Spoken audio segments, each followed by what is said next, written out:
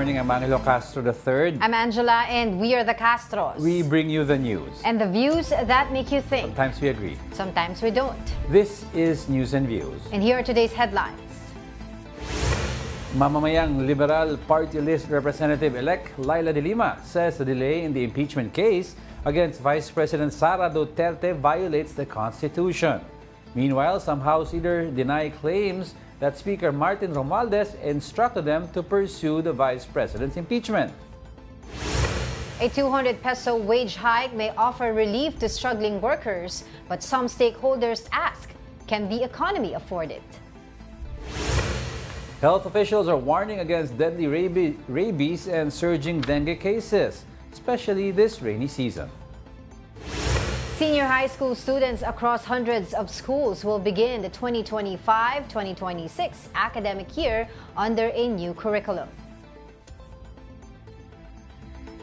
And first in the news, House leaders have firmly rejected claims that Speaker Martin Romualdez directed them to pursue the impeachment of Vice President Sara Duterte. House Deputy Majority Leader Paulo Ortega clarified that no such directive came from the Speaker. He explained that many lawmakers independently reviewed the congressional hearings and decided to support impeachment based on their own judgment. Assistant Majority Leader Jay Conggun echoed this sentiment, emphasizing that while members respect Romualdez's leadership, they are also not blindly following his instructions. Ortega also reminded everyone that all lawmakers, regardless of their leaders, must adhere to the Constitution, which assigns the Senate the role of trying impeachment cases. He expressed confidence that the Senate will carry out this duty when it votes on June 11. Health officials warn of the deadly risks of rabies and the surge in dengue cases this rainy season. Here's the report. Even at late hours, long lines form in Quezon City's Batasan Hills for free anti-rabies vaccinations this Thursday. Many stayed overnight to secure a spot, including Anne, who was scratched by a cat. She has been waiting since Wednesday afternoon. Hindi, booster ko na rin po kasi mahirap na. Lagi ako sa rescue eh. Laging may kalmot, laging hindi maiwasan, makagat. Kaya nagpapakuna na para sigurado. Vaccination is crucial because rabies is deadly. Last year, the Philippines logged 426 rabies cases. Infections spread through bites or scratches from infected animals. Symptoms can take weeks or months to appear, including fever, weakness, and swelling of the wound. It can also cause fear of water and air, confusion, and paralysis as the virus targets the brain. If bitten or scratched, immediately wash the wound with soap and water and seek medical help at the nearest health center or animal bite clinic. The health department assures sufficient supplies of human anti-rabies vaccines nationwide. Wala tayong decline, hindi bumibili yung mga LGU. The LGUs have to buy, so they end up going to the DOH. The DOH also urges pet owners to vaccinate their dogs and cats and avoid stray animals. With less than 2 weeks before school reopens, volunteers cleaned Esteban Abada Elementary School in Quezon City early Thursday. Empty tires and plant pots that can breed mosquitoes were turned over. Insecticide-treated screens were installed on windows, and anti-dengue misting was conducted inside classrooms. All efforts aim to prevent dengue, a mosquito-borne virus disease. Dengue cases in Quezon City have tripled to over 5,000 since January, prompting the LGU to declare an outbreak last February. Nationwide, dengue cases are up 67% compared to last year, reaching over 110,000 as of May 10, with 437 deaths reported. Symptoms include fever, body pain, vomiting, nose and gum bleeding, blood in stool, and skin rash. When these appear, seek doctor immediately. Yung akala natin yun nga po, simpleng trangkaso lang, pero baka dengue na po ito. Pwede po itong mauwi sa kamatayan if hindi po natin maaagapan. Dengue cases dropped during the summer months, but the DOH expects cases to rise again this rainy season. The department also reiterates the 4S strategy: search and destroy mosquito breeding sites, secure self-protection, seek early consultation, and support fogging and spraying. Other seasonal diseases under close monitoring include leptospirosis and flu. For News 5, JC Cosico, we are One News. Now, to talk more about that report, we have Dr. Erwin Benedicto. He's the chairman of the Department of Microbiology and Parasitology at the University of Perpetual Health, Delta. Doc, welcome to News and Views. Thank you for joining us. Thank you, and it's my pleasure. And Doc, let's talk about this rise in cases of rabies, no? Particularly when you get a bite, dog or cat or a scratch. How long after that should you get a vaccine? Well, immediately right after you have developed or you have been bitten by either a cat or a dog, you should seek consult. We should not delay that kind of sick consultation because within 20 to 90 days, there will be signs and symptoms that will be developed for rabies. In case that kind of bite is bitten by a rabid dog or cat. So Doc, I'd like to clarify, no? For example, nakagat ka, tapos for some reason hindi ka naka-vaccine, pero after a 20 to 90 day period, yung house pet mo na kumagat o kumalmot sa'yo, medyo okay naman pala. What should happen next? Well, still you need to consult because it's better to have a post-exposure prophylaxis because we don't know even whether there is a virus or not. And please take note, even after 1 year, rabies may occur to the individual because the period by which rabies manifestation could occur will depend on the site where you are bitten. So kung malayo siya sa spinal cord, kasi this is a slow-growing virus, it may take time for the manifestation to occur.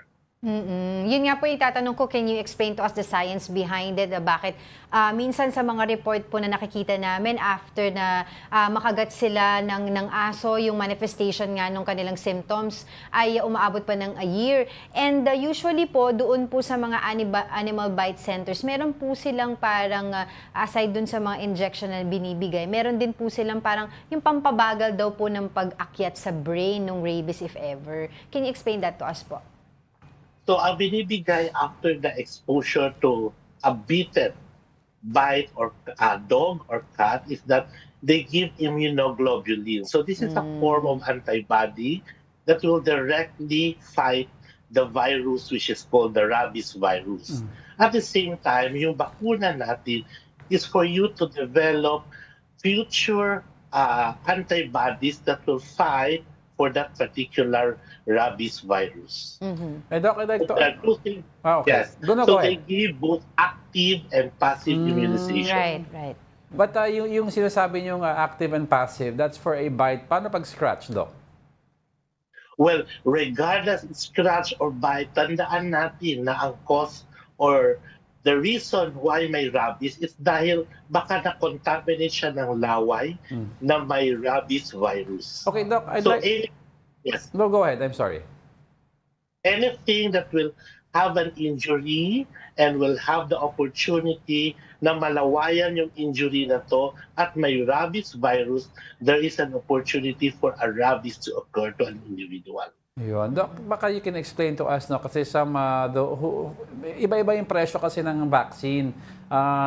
Sabi nila, mas mura daw pag ID ang binibigay sa'yo. It's because mas mabilis daw ang absorption compared sa IM na karamihan daw sa hospital. Could you explain that to us, Doc?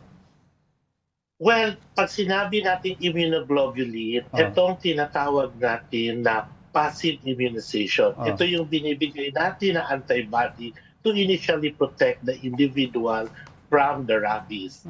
Ang passive vaccination, ito yung active vaccination, itong binibigay natin na IM. So both of these are given to the individuals who after being bitten by the cat or dog.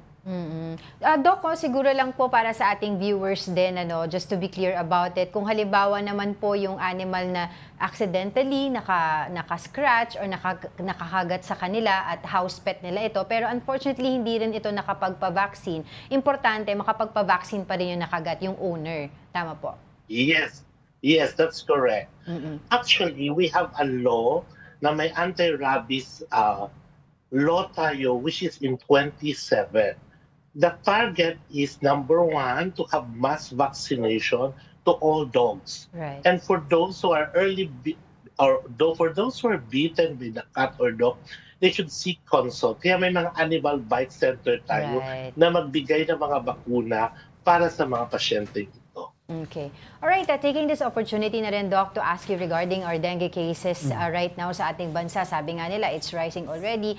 Can you give us po a full picture po of what can a certain individual expect from a bite po, the symptoms po nila na mararamdaman? Okay. Just like rabies, dengue is caused by a virus, and that particular virus is being carried by the mosquito. So the mosquito is the one carries the virus that causes the dengue. Ang unang simptoma ng dengue is usually just like an ordinary flu. So fever, myalgia, or joint pains. Pero on the first week, may ma-observe tayo na retroorbital pain, which is pain at the back of the what we call eyes, severe headache, and some rashes.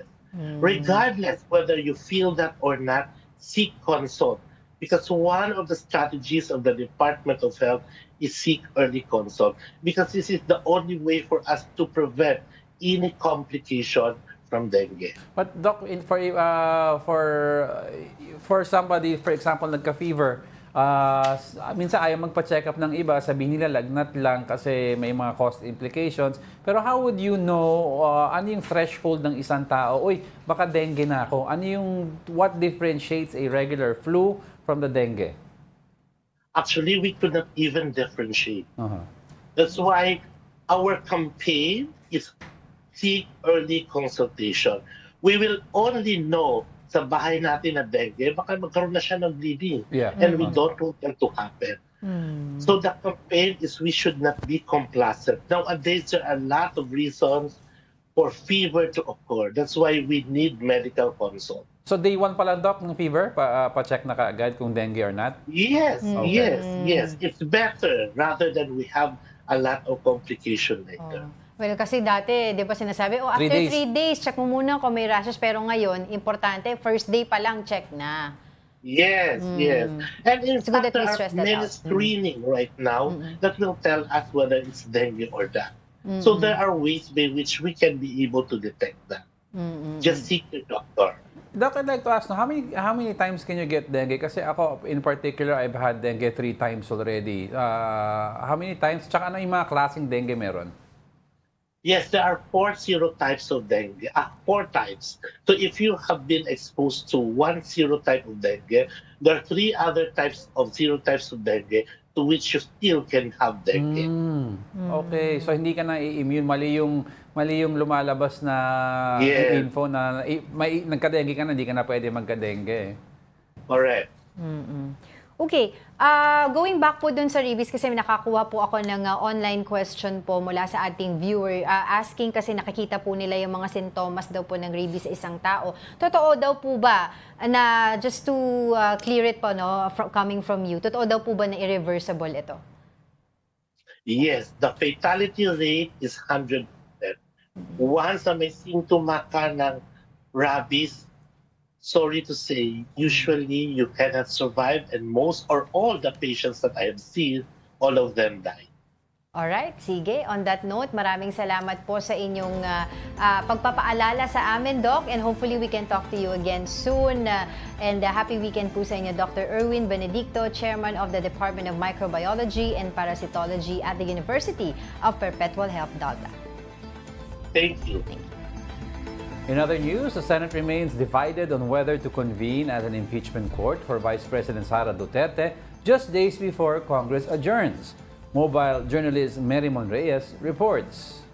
A consensus is yet to be made whether or not to convene as the impeachment court, putting on trial VP Sara Duterte. Senator Amy Marcos says this on a press conference yesterday, only less than 5 days before the Senate adjourns and the 19th Congress ends. According to her, there were more than 3 drafts made to dismiss the impeachment trial against the Vice President, confirming she is helping Senator Bato de la Rosa in drafting such. In response to critics mentioning the Senate's delays with this proceeding, Marcos questions back to the Congress its lack of urgency in endorsing the impeachment complaints filed as early as December last year. Para sa akin, wala na talagang panahon para sa trial. dapat ibasura na. Kung gusto talaga ng House of Representatives, wala namang problema. Pwede silang magpila ulit, subject to the one-year ban. Marcos speculates that not just those from the Duterte bloc are making moves to dismiss the trial, but also those of the administration. While she believes it's no longer possible to proceed with the impeachment with the 19th Congress closing, she says there are still other ways to seek for the accountability of Duterte, such as the other petitions filed in the Supreme Court against her. Disallowance regarding the confidential funds, nakatenga pa rin yan on appeal before COA Commission. May 3 petisyon tungkol sa confidential funds sa Supreme Court. Tapos may COA proceeding sa 2023 confidential funds about OVP, pati na rin ang DepEd. So, hindi kumbaga makakaligtas kung may anomalya man. Wala naman lusutan. During a plenary session, Senate Minority Leader Coco Pimentel says that dismissing the impeachment case without pursuing a trial is violative of the Constitution. The articles of the impeachment should be presented, and the accused must be given the opportunity to defend themselves. Senate Majority Leader J.V. Ejercito shares the same frustration, however notes that they are duty-bound to proceed. So it doesn't mean that kung pabor ka na matuloy yan, ay for conviction ka na or non-conviction.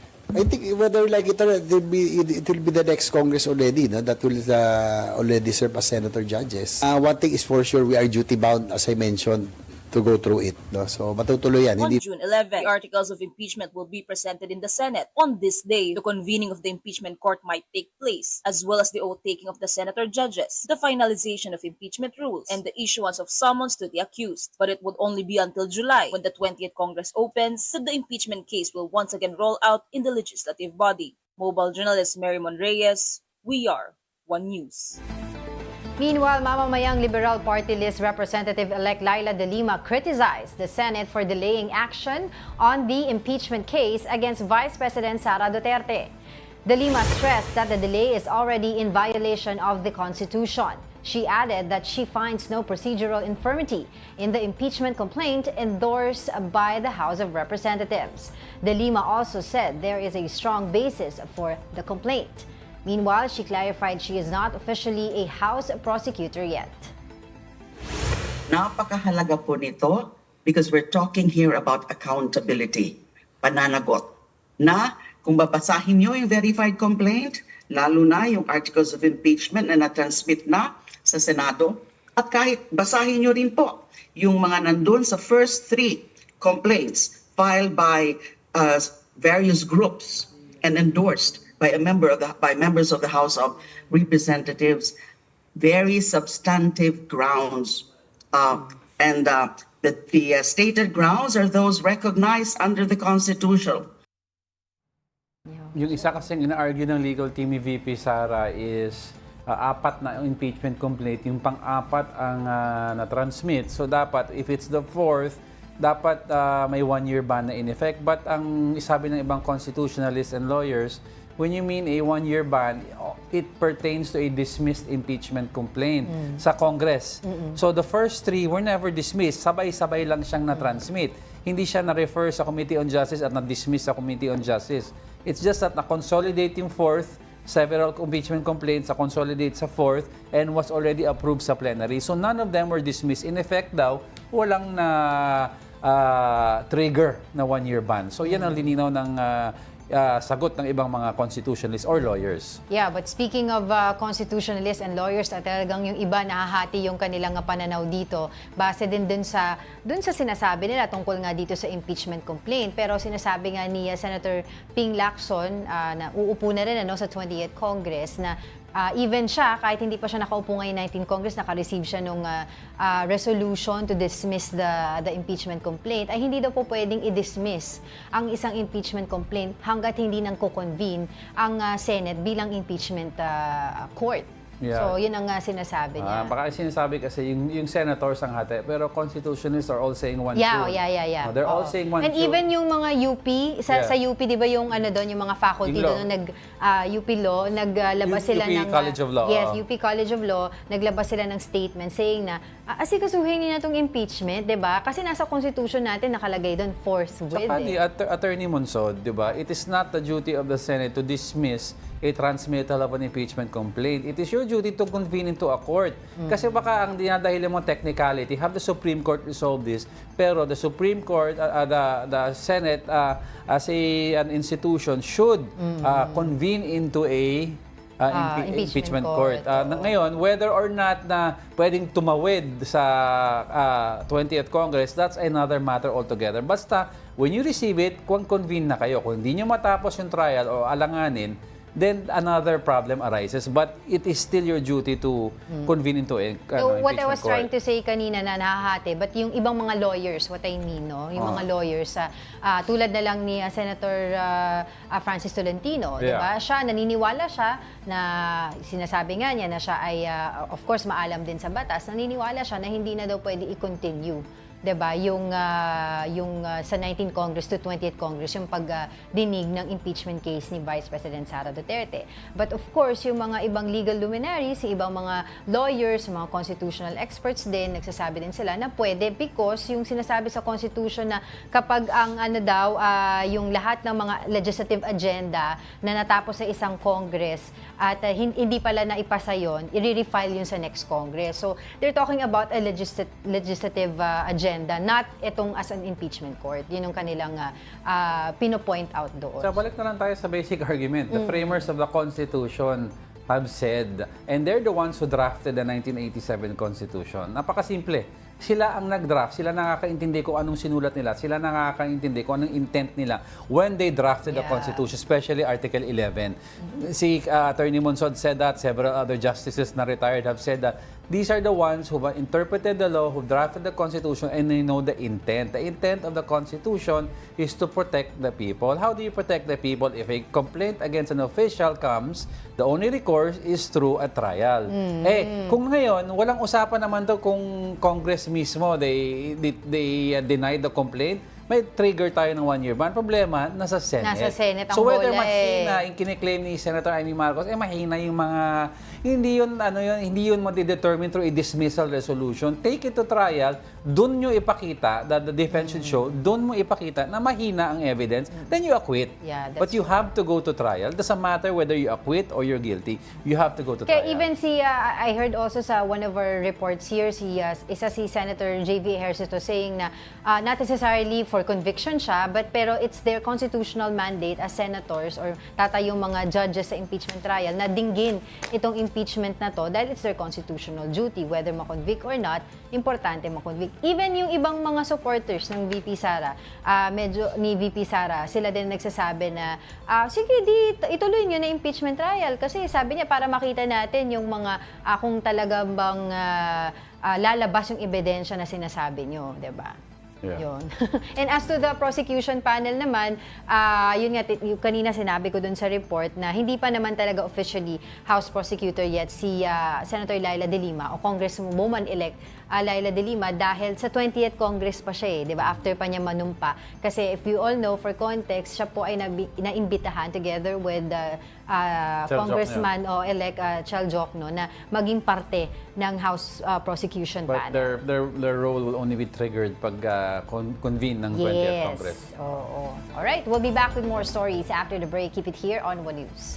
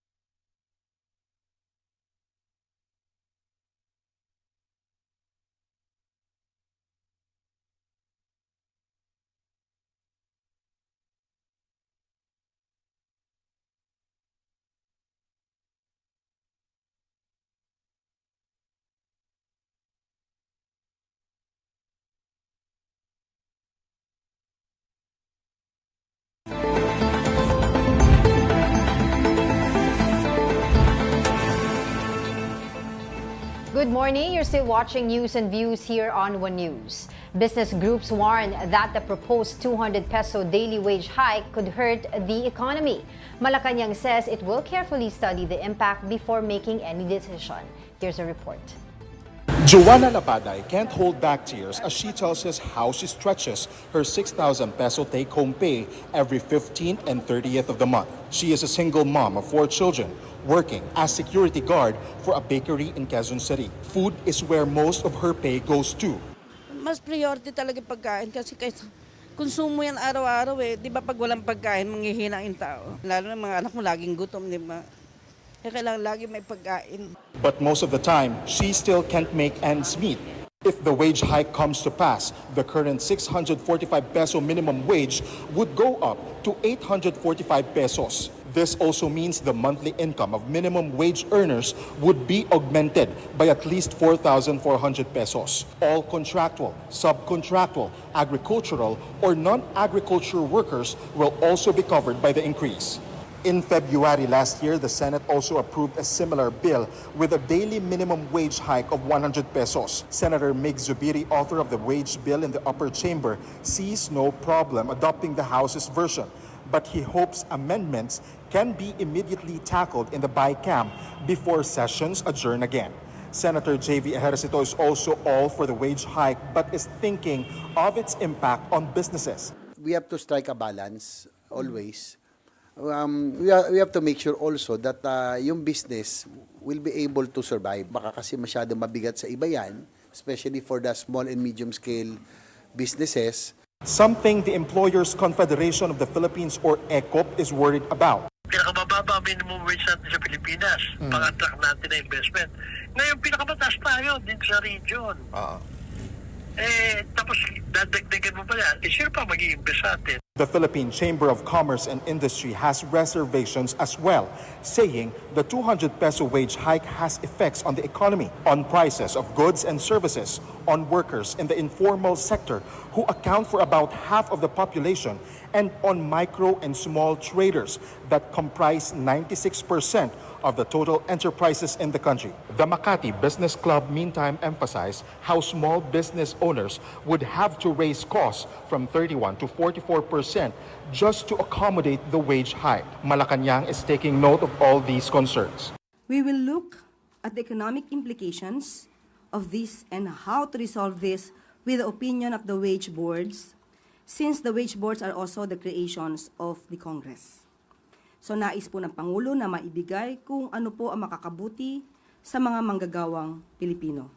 Titignan ng lahat ng aspeto at ang concerns ng lahat ng stakeholders.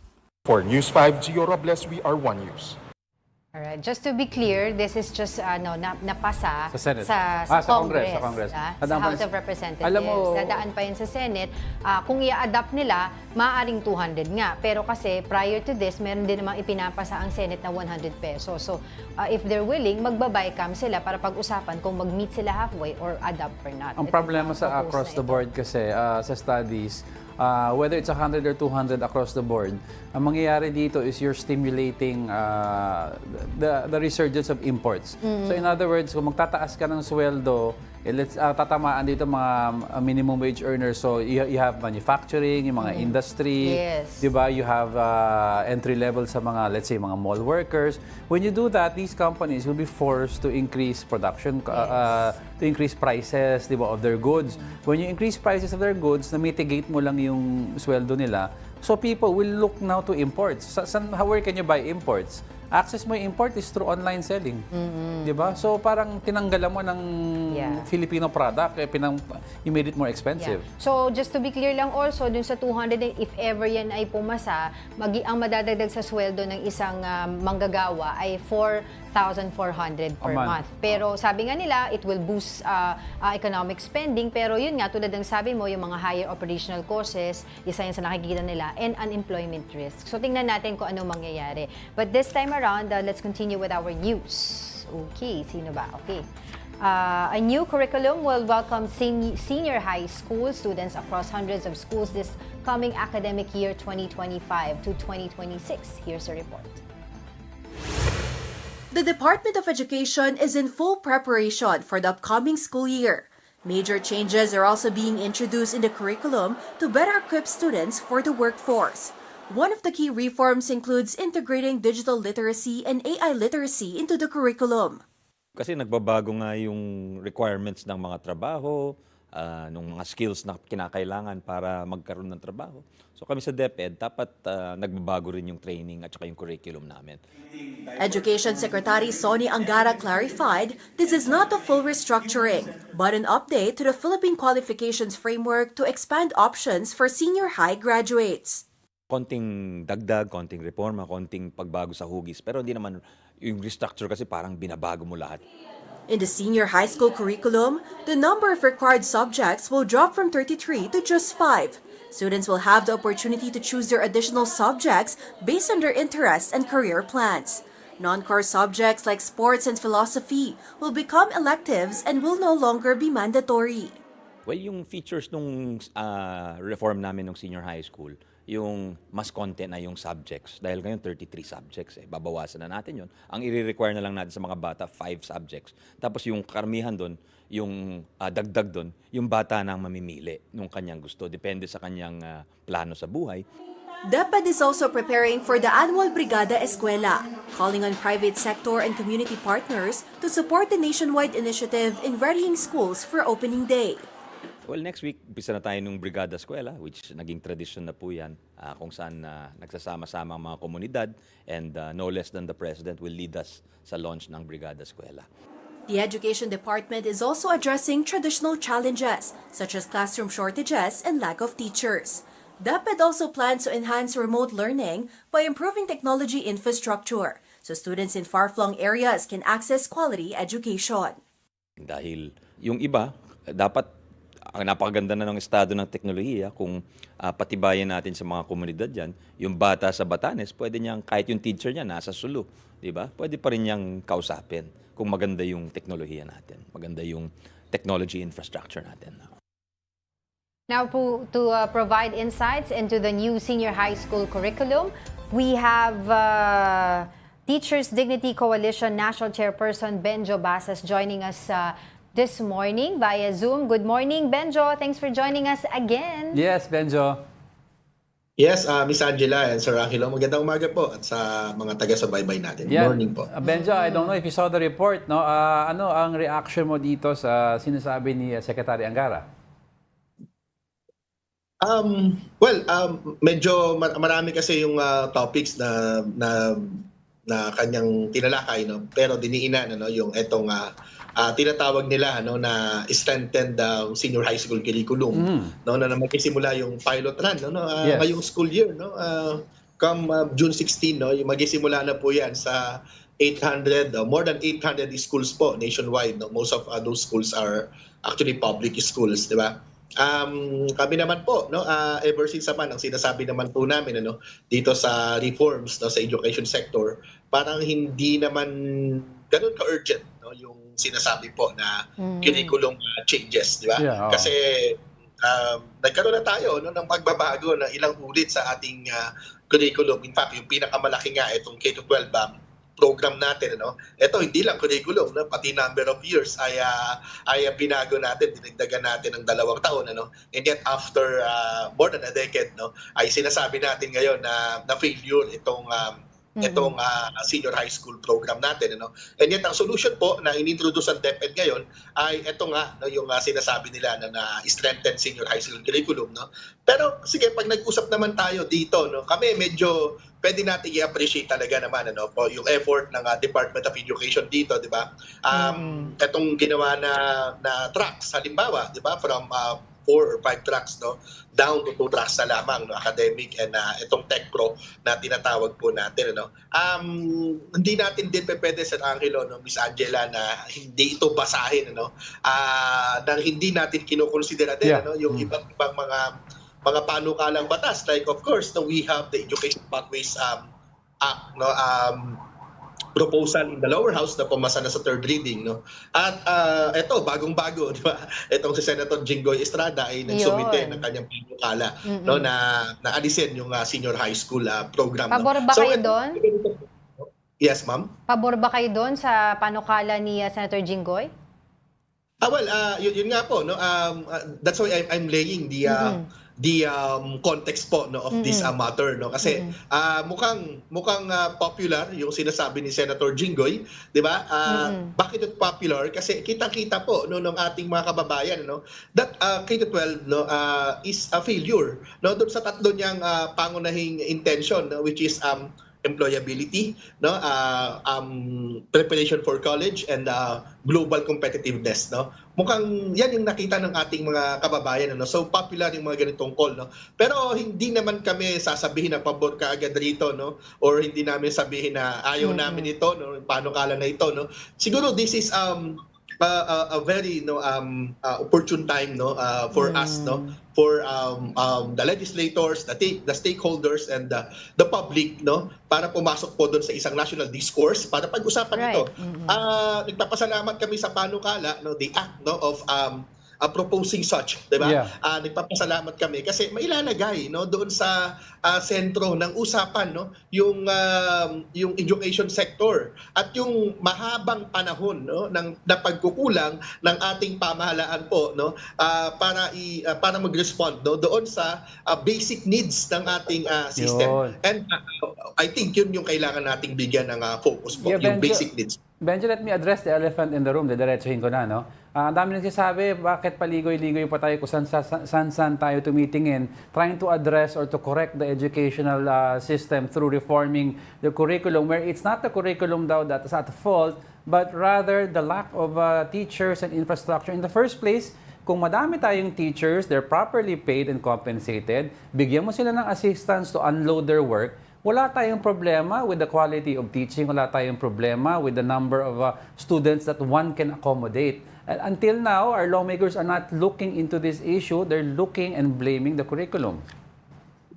Yeah, exactly. No, yan po. That's precisely our point, eh. Na ever since ang sinasabi ho namin, ano, doon po sa aming recent statement binanggit po namin yan, ano, para tayong sa curriculum lamang, no, tumitingin, no, na para bang ma-address ng curriculum ang problema, pero hindi po, no. Ang problema po natin, tignan natin yung ating class size, di ba? Tignan natin yung ating mga classrooms, no, napakasikip, napakainit, di ba? Siksikan yung mga bata, no. Yung ating mga teacher, napakaliit ng sweldo, hindi nakakaagapay, no, yung sweldo ng teacher, no, doon sa economic needs niya, 'di ba? So kailangan niya gumawa pa ng ibang mga bagay na pagkakakitaan. Sobra yung ating mga teacher, no, sobra yung workload ng ating mga teacher, and the work goes beyond teaching, no. Ang dami pang mga administrative tasks po na ginagawa ng ating mga guro, no. Kulang yung ating mga classrooms, walang libro yung ating mga bata. Yung ating mga bata pumapasok ng walang laman ng tiyan. No, so these are the basic issues, no, that should be addressed by the government po. Hindi yung pagpapalit ng curriculum. Sabi nga po namin, ano, last point, sabi na nga po namin, ano, dati pa man, nung inaayos pa lamang ang K-12 curriculum, kahit pa po umabot ito ng 13, 14, 15, or kahit pa K-20, kung hindi natin ina-address at hindi natin nire-resolve yung mga problema natin, no, sa ating classrooms, no, in particular, no, ay hindi po talaga tayo susulong yung ating education. And this is very challenging, no, mapanghamon itong bill ni Senator Estrada, at kinakailangan po itong pag-usapan, as I have mentioned po, no. Isang whole of society approach ang kinakailangan po, no, para po natin ma-address yung problema ng ating mga paaralan at ng ating buong sistema ng edukasyon.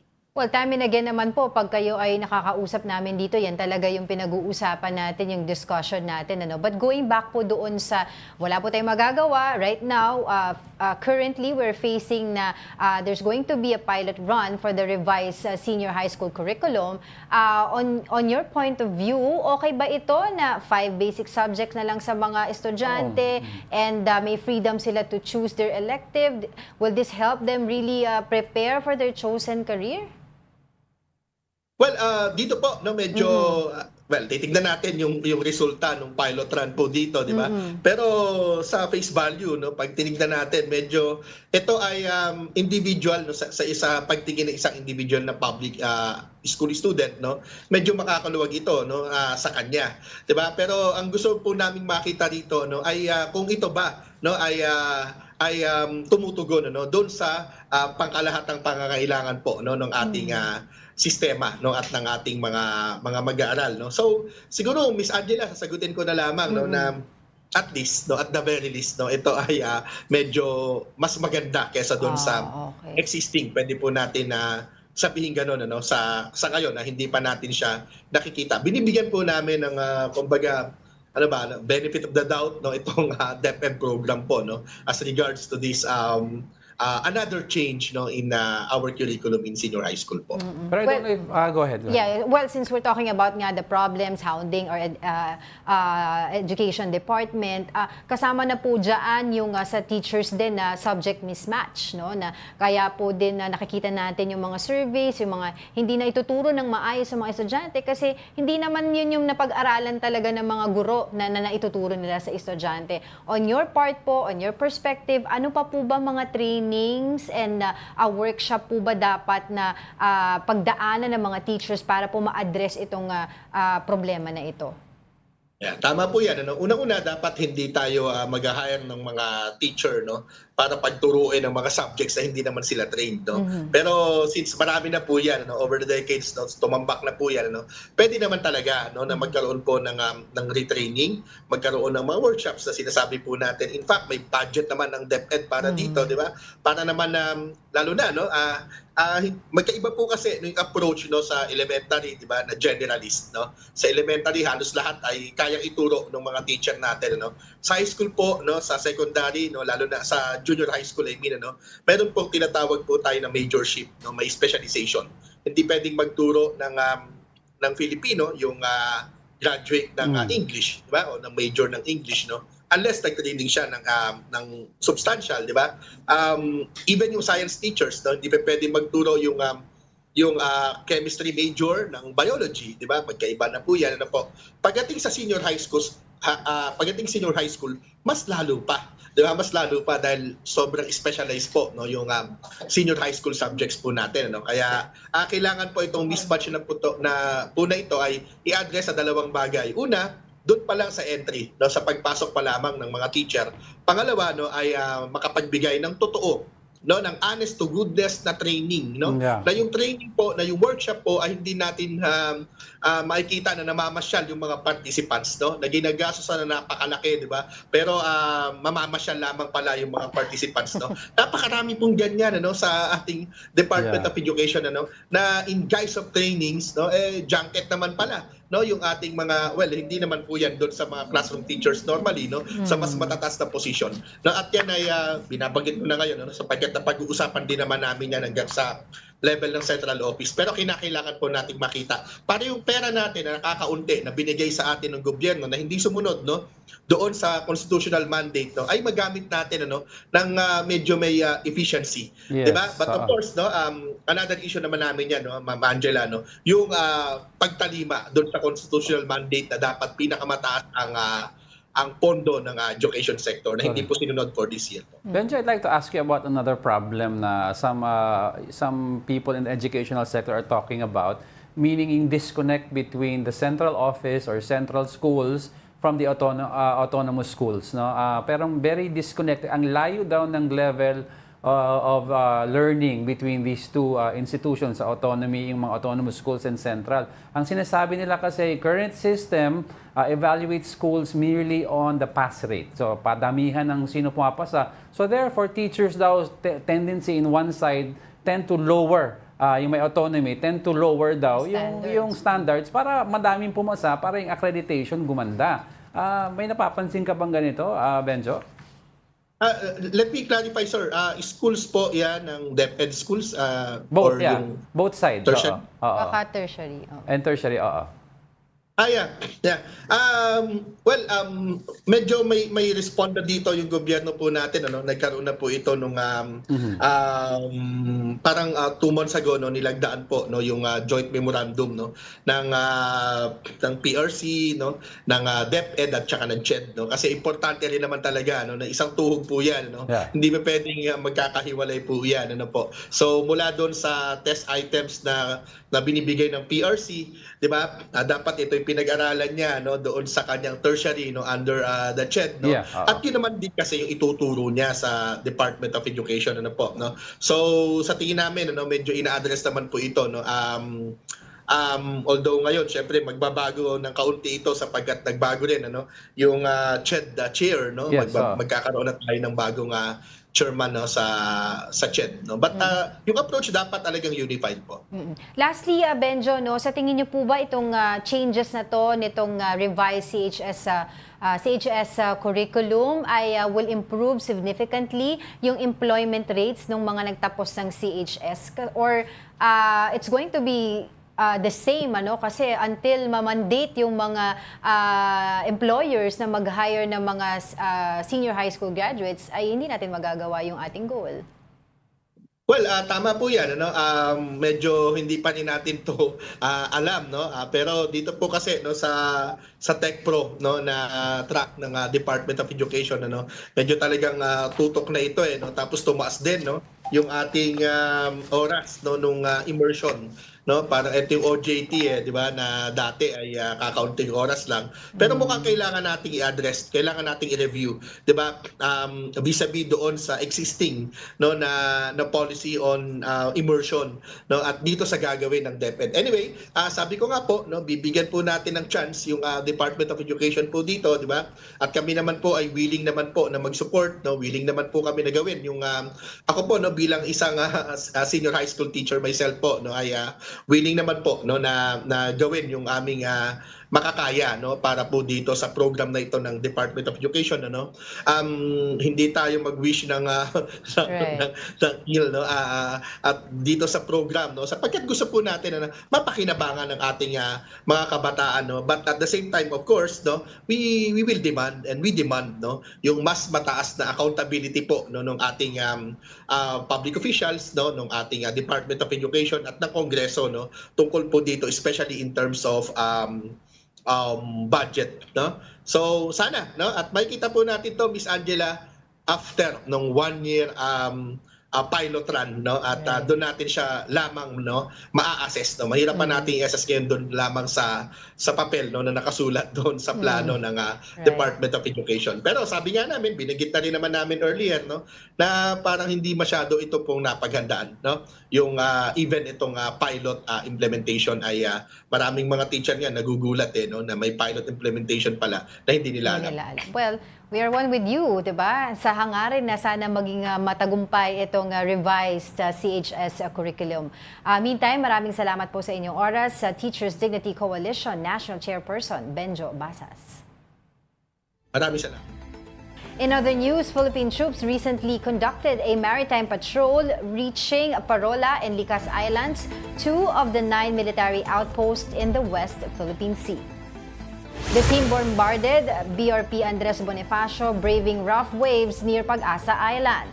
Parola Island lies beyond the 200 nautical miles EEZ but remains under Philippine control. The patrol then proceeded to Likas Island, a white sand paradise known as a sanctuary for giant sea turtles.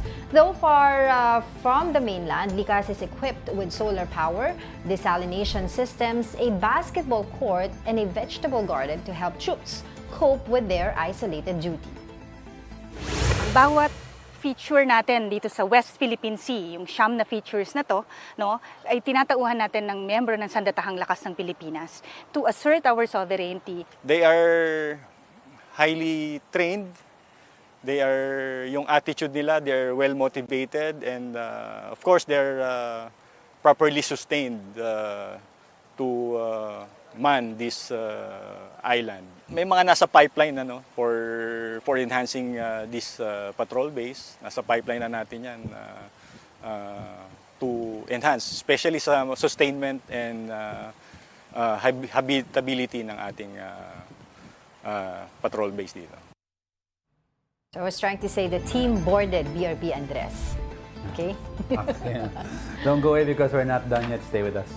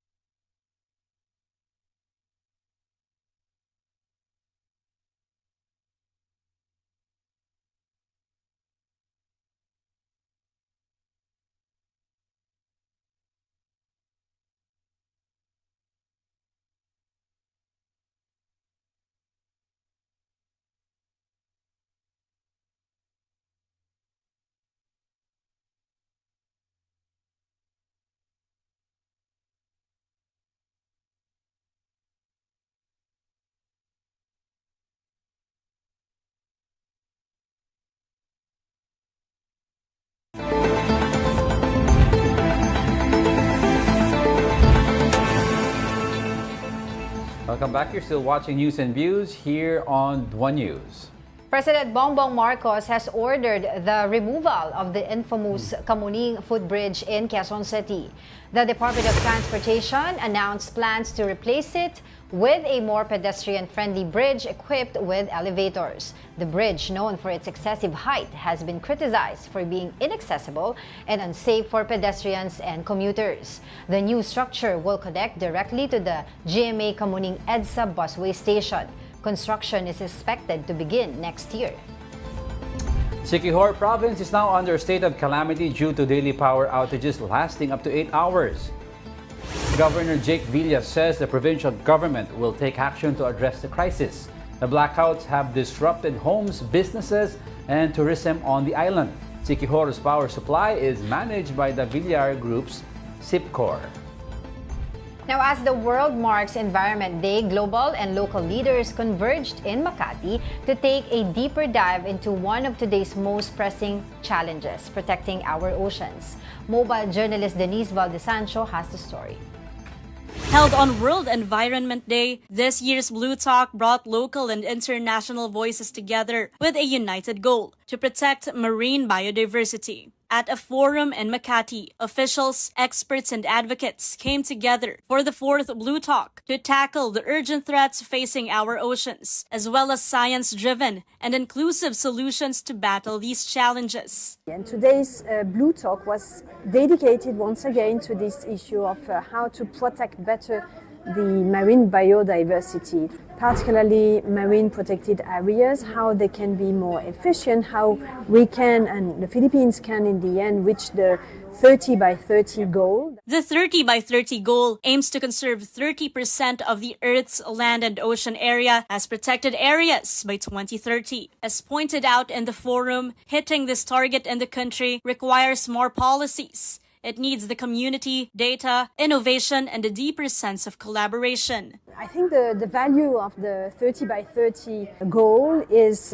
of course, it's really difficult to reach, and particularly when we look at the situation in the Philippines, the path and the way is still a long one, but it's useful as such as it sets a standard, and the important thing is the way there is a collective mobilization to achieve that. Speakers underscored the need to support local governments, create solutions that fit local communities, and leverage partnerships for long-term conservation efforts. From marine biodiversity to maritime defense, France and the Philippines are charting a stronger, more united course towards protecting the oceans. Recently, both countries announced key developments, including the signing of a €250 million funding agreement for the Climate Change Action Program's second phase and France's support to maritime security through 40 new patrol boats to be delivered by shipbuilder Osea. In many aspects, we have increased our partnership, and our advocacy at the international level is getting also stronger and stronger, and I hope that is also what we will see in about a few days from now in Nice on the occasion of the United Nations Conference on Oceans. Mobile journalist Denise Valdesancho. We are One News. All right, we would like to thank Buddha's Belly, Marjorie Tan, for our wonderful spread today. Friday kasi. Yung kanina yung sa footbridge pala, Mount Kamuning yun tawag Mount nila. Kamuning. Mount Kamuning. Hoy, Sobrang anyway, taas kasi. Sobrang taas. Anyway, ika nga sabi, Angel, thank you sa Buddha's Belly for the regular weekend fair. And because it's a weekend, I'd like Binabati natin yung mga kapatid nating Muslim. Oo, Edil Adha. Edil Adha, yun. And because it's a weekend, I'd like to leave everyone with a quote. Give your stress wings and let it fly away. Terry Guillemets. And that wraps up today's episode of News and Views. Join us again on Monday. I'm Angela Lagunsad Castro. I'm Angelo Castro III. We are One News. All sides, all the time.